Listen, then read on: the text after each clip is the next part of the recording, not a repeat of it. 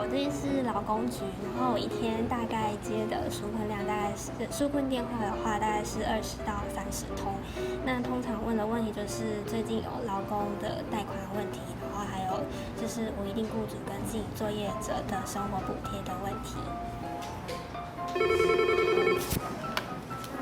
喂，可能是纾困办公室，你好。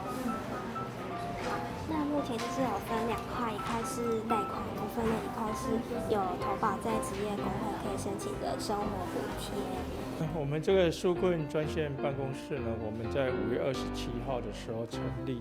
那原本呢，我们总共呢，大概一天呢，大概是800多通左右的电话。那后来因为民众对于纾困呢有很多的问题所以后来一天平均都大概在1200通到1500通。那当然在最高峰的时候，我们也曾经到一天2200多通。市长呢就是体恤我们的市民一定会有很多关于纾困方面的一些问题要询问，所以我们就在这边就设了20条线，然后来服务民众。掌握市政3分钟，台南进步向前冲。欢迎收看《市政3分钟》。5月中旬起，新冠肺炎疫情升温，全国进入3级防疫警戒，商家、劳工都面临暂时停业、停工或收入减少的情形。台南市政府推出安心就业、安心上工等措施，更成立纾困办公室提供咨询。另外，经发局还推出 Line@ 纾困小帮手，提供即时服务，希望在疫情艰困的时候，尽可能协助市民朋友渡过难关。接下来，我们来听听韦哲市长怎么说吧。为了防疫，大家一起在努力。那因为这个防疫措施或者是这个警戒的措施，其实就像要进去一个房间，要屏住呼吸一样。所以不管是工商业，或者是各行各业，一般或者是餐饮业，或是观旅业，基本上都会受到程度不一的冲击。所以必要的纾困措施是很重要。纾困我们特别为了这个次的纾困，成立了纾困专案办公室。那不仅有专线来从事这个纾困的服务，而且有这个相关的措施，我们还会主动出击。那去年的纾困措施，台南市办理的相当好。我们今年虽然不愿意遇到这样的一个状况，但是毕竟遇到3级防疫警戒了所以我们已经启动了纾困专案办公室，来为不管是劳工还是工商企业界的一个服务。接下来请收看中嘉新闻。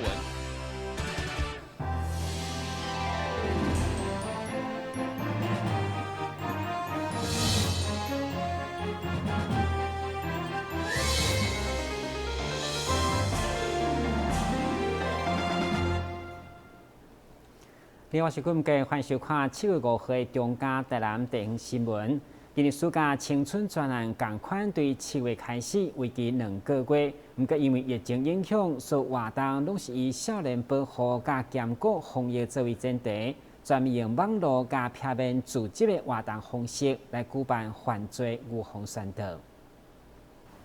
原本7月进前，市府各局处拢会联合办理记者会，扩大宣导青春专案。不过今年因为也伫3级警戒，真侪活动拢该线顶，加上警方需要支援庞大的防疫工作，以及7月12号以后可能放宽警戒，到时各地将出现人潮等因素，所以如何避免青少年进入可能出入的场所产生组织。市警局上午伫市政会议嘛说明宣导的重点。这个非群聚式的活动那我们采取延续去年由教育局成立我们市府青春专案的网络平台，将我们市府各局处所有的宣导活动上架，那让青少年朋友跟他的家长能够在这个平台上找到他有兴趣的活动来参与的相关资讯。那并且利用媒体来加强宣导，所以今天我们提报之后，我们就会在媒体上面去这个利用媒体来报道我们今年市政府青春专案的一个重视以及相关的活动主轴。以上。市府强调，暑假期间以青春专案来保护、关心青少年的关心，在疫情期间同款的持续执行，也将透过网络来加强宣导，包括举办为世界网架、海报设计以及线顶电动游戏等比赛，欢迎有兴趣的青少年踊跃报名参加。电视新闻顾文吉和乔邦采访报道。虽然台北顶部分关切夜市已经有条件开放，不过咱台南到底如何执行？市长王伟霆表示，因为进前邀集团商开会，绝大多数拢希望规期到3级警戒结束，所以目前就是制定恢复夜市的规定，到时业者只要通过防疫计划审核，就当开始营业。台南夜市配合防疫停业已经超过1个月，不过随着本土疫情一步一步得到控制，为了降低摊商外岛外出做生意的困境，市长王伟霆已经交代经发局制定无同的管理机制，由夜市管理者向市府提出防疫计划书进行审查，希望兼顾疫情甲夜市摊商的生活。一方面希望说让民众有正常的经济活动，一方面又希望说防疫不能出现破口。尤其我们看多了很多国外的情形，这个一会儿解封，一会儿又封，解封了后又封，那疫情起起伏伏，这个其实对民众都是很大的不便，对经济也是不好。所以我们还是，即便是微解封，即便如果市场要放宽，我们还是要严格的要求，第一个戴口罩、勤洗手、保持社交距离。那如果没有做到的话，我们会加强定点的稽查。那不定时的定点稽查，那这样子的话，会希望说让市场能够不要成为防疫的破口。同样的，将来如果夜市也是一样，因为夜市民众的习惯这个边走边吃，那我们夜市不开放内用，会把桌椅撤除。那将来可是民众要开放要这个边走边吃的这个习惯的话，我们还是会现场加派人手来稽查。一旦发现违反这个防疫的规定的话，那就会立即来开罚。那这个部分呢，对于摊商来讲，它的防疫规定就是3罩1消。什么是3罩呢？就是摊商的本身你一定要佩戴口罩，而且要戴防护面罩。那么熟食摊的部分还要再加上食物遮罩，避免这个口水啦，或者是其他可能产生的感染源呢，跑到了我们所谓的这些食物上面。所谓的1消的部分呢，就是每天的营业前都必须要进行全面性的一个消毒的一个作为。好，那么再来呢，一定还是要落实我们的10连制。我们可能在夜市里面有广场型，也有道路型。那道路型的部分来讲呢，我们会要求每一摊都必须设置 QR 码。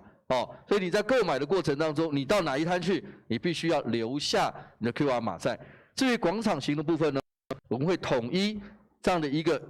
或2个出入口的部分，一定要设置 QR 码，而且会派员来做监控。那么另外，对于未来在夜市的部分的一个副业的部分呢，我们也要求只能全面的外带，而且在取餐排队的时候，也必须要维持1公尺的社交距离。所以这里面有3禁，包含我们禁止的内用、试吃，还有边走边吃这样的情况。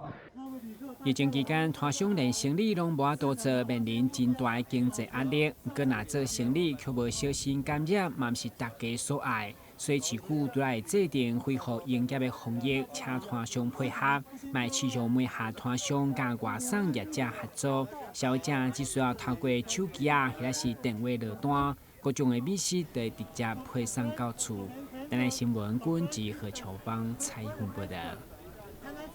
但市所配送的莫德纳疫苗，对7月1号配发4万多剂以后，注射状况相当的踊跃。同时，市府嘛伫各区依照大小设立无同规模的注射站，并进行来官方消费压力测试，苗长辈方便用登记来注疫苗。由美国捐赠的250万剂莫德纳疫苗，台南市第一批分配到44800剂。市府对1号开始施打，第3天就完成22420剂，并且伫各区内正式施打站，主要方便长者会用的就近、而且无分拜6礼拜。这个有个 QR code， 大家可以扫一下哈，这是包含在台南市莫德纳疫苗的接种地点，扫 QR code 都可以知道有哪些地方是适合您施打的。接到通知之后，可以到通知的地点去，也可以到13家的专责医院去做线上的挂号。那在这2天，到明天有施打的这些中小型的接种站蛮多的了，在各区都是施打。其实我们就是希望让台南市民有一个最方便的一个环境，最方便的一个地方去施打，而不用说千里迢迢要集中到某些大型的场所去施打。除了正式施打站，另外台南市政府嘛设立台南打疫苗的赖官方账号，同时伫北区甲安平区进行压力的测试。如果顺利，嘛将扩大推广到其他行政区，让长者会用方便登记疫苗的注射。由于我们第一个有城乡有数位落差，第二个年纪大的长者有时候他对于在赖上跟人家他赖的使用率是比较高的群组里面的使用率比较高，但是用赖来作为购物或赖来作为登记的这个事情，他可能使用上会也需要有一些协助了，要不然他平常就是接收这个图卡传图卡给别人，但是其他其实赖的功能还有很多。台南打疫苗这套系统呢，是市长特别要求之下任务就是我们一定要开发一套连长辈呢都能够使用的系统所以我们当时候呢在开发这套系统，我们就不让长辈去下载 APP， 这个因为长辈比较不熟悉，那也不需要去开启网页，所以只要使用LINE 就可以来完成相关的登记。那我们今天呢在北区跟安平区做测试，那预计呢我们会测试530位。如果说我们在运作上像预期的好，我们会配合疫苗拨补的情形，然后逐步的再把它推广到台南的其他的行政区去。那大家可以扫这个 QR code， 那符合资格的呢扫这个 QR code， 然后可以参与相关的测试。对北区中北较集中的振兴里活动中心开设的中型施打站，因为室内加室外空间充足，整个施打的秩序阁算顺利。2天的拜6礼拜，平均每天超过500位的长者顺利完成。台南新闻林根采访报道。因为前阵落梅雨造成公园、空地甲后园内拢是杂草，有民众看袂过去向议会申请，所以议长郭世良特别呼吁市府相关单位要赶紧处理，在防疫期间唔通造成天高热流行。议长郭世良表示，因为防疫的关系，不但后园无对外来开放，就连公园平时嘛真少人出入，伫个少人照顾，加上前一阵梅雨季节，造成杂草丛生。议长担心，伫个全面防疫的同时，恐惊会成为脏乱的死角。如果无赶紧处理，恐惊会变成登革热的温床。对此，拥有侪空地甲公园的安平区长赖清竹表示，原则上1公顷以下的面积由公所来处理，因为市定的关系，公所拢有咧整理。如果民众发现草啊伤长，嘛应该通报里长，或者是公所来处理。就公园的部分1公顷以上是市府的权责，那1公顷以下是由我们公所来做一个认养。那我们里办公处他们也有做认养，那里办公处里长他们也会派他们里面自己用他们的经费或者是他们的志工会去做一个打扫跟清理。那不足的部分会请求我们公所资源的部分，我们公所也会来帮忙做一个协助。那我们所辖的公园，我们会排定我们既有的期程，然后来去做一个清理。那如果说民众有发现哪个地方是不是草太长的，那也都可以打电话进来。可能我们还没有排到，或者是说疏忽到了，那请你们打电话来进来，我们都一定马上会派人去处理。那针对那个私有的地的部分呢，我们会如果它草长超过100公分，那我们就会查报它改善。那如果再不改善，我们就会移送环保局来做开罚那就大家所担心的，像现在大家防疫期间都一直 focus 在防疫，那请大家不用担心，在登革热的工作方面我们也做得非常的落实像自主检查表，大家应该也家户都会收到了。那我们在环境消毒的部分也都已经完成了。那在这个部分，我们里干事同仁只要是下里的时候，还是会注意去看一下我们的环境也要落实我们的巡道清刷。当记者是在前往几个公园，有的公园确实杂草丛生，毋过话公园嘛正咧进行除草，其中位伫平通路车管处对面的即块空地，虽然是民间的土地，毋过由公所来领用，公所也是会派人来整理。如果是私人无整理，公所当然嘛依照空地空屋的管理办法来办理。台南新闻林根采访报道。先新闻一个，马上转来新闻现场。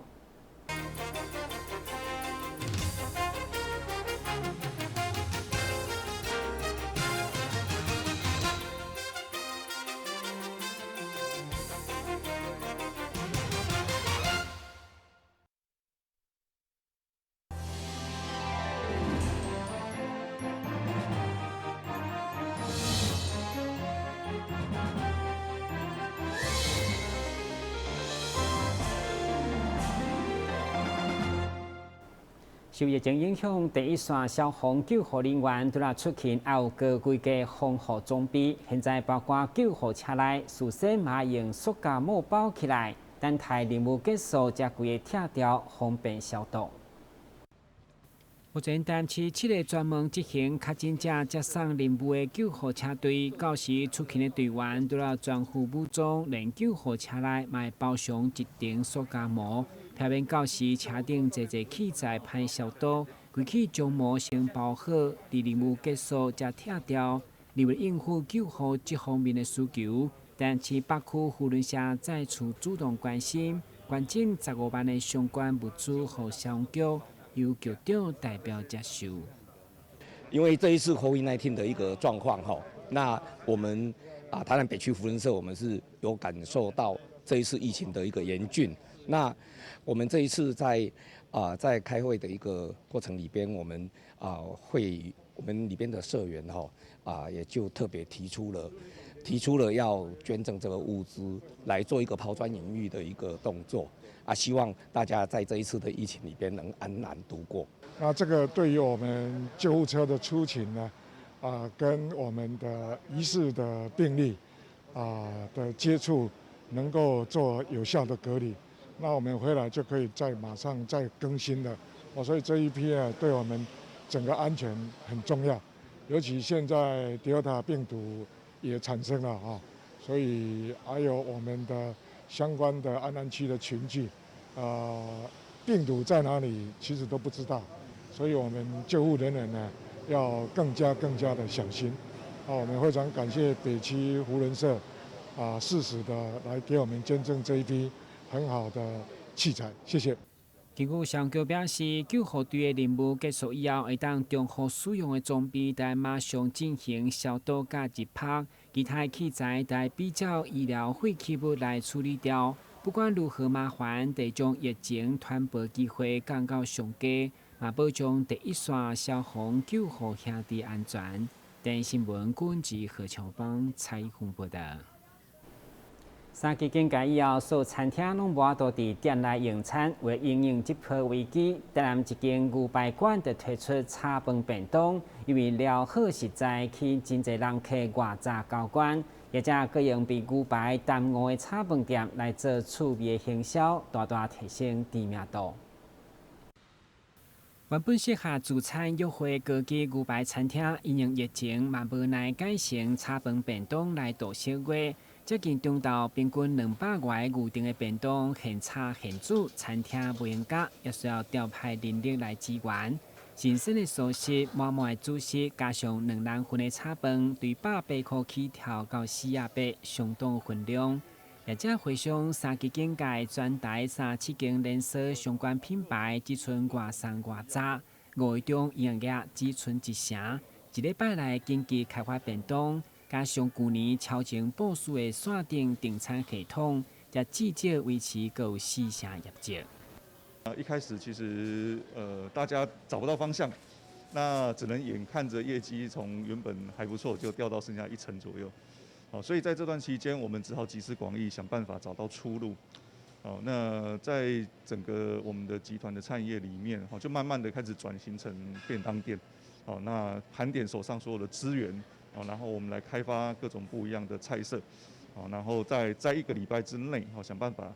把整个的研发、测试一直到 SOP 定到执行，那也庆幸在这段时间便当慢慢有做出一点成绩了，所以大概在整体大概可以回到3成到4成左右的业绩啊。不过这个其实都没有办法去弥补我们的营业损失，只能说在这段期间我们尽量让我们的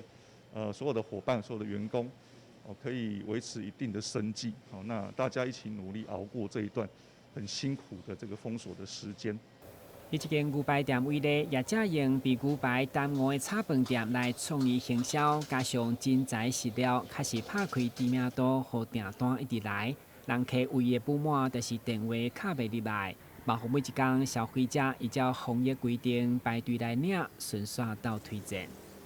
口味还不错，分量蛮多，对，那反而外送生意还比较好，对。打电话才能。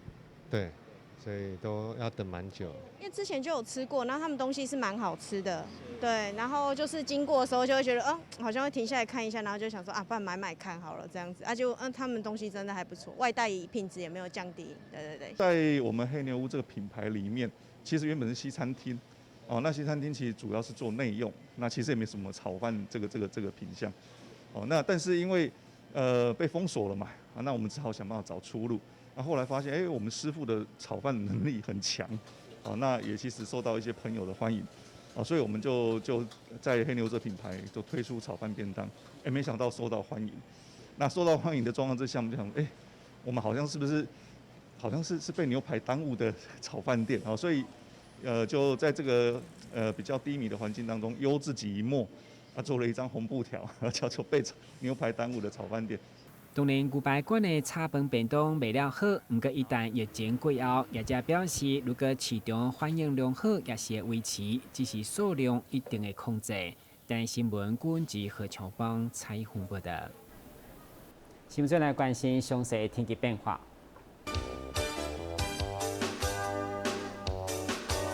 马来西亚这份天气，温度27度到33度，落雨9、2成。海面平均风力4级到5级，上大阵风6级。感谢收看7月5号的中嘉台南电视新闻，咱再会。